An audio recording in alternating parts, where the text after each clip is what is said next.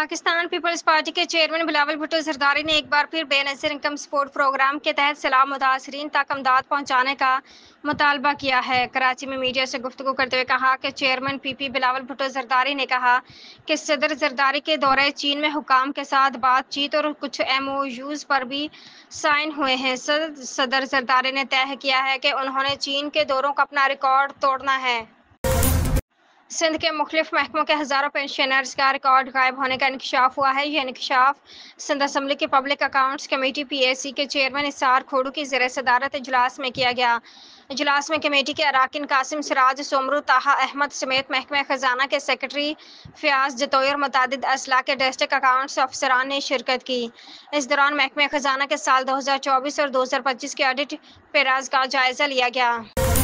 जलालपुर पीरवाला पर motorway M5 का एक और हिस्सा सैलाबी पानी में बह गया। चीफ पुलिस ऑफिसर मुल्तान के मुताबिक मोटरवे M5 का मशरकी हिस्सा शिगाफ पड़ने से सैलाब में बह गया। CP मुल्तान ने बताया कि इससे पहले M5 का मगरबी हिस्सा सैलाब में बह गया था। मोटरवे पुलिस और NHA का अमला मशीनरी के साथ मौका पर मौजूद है।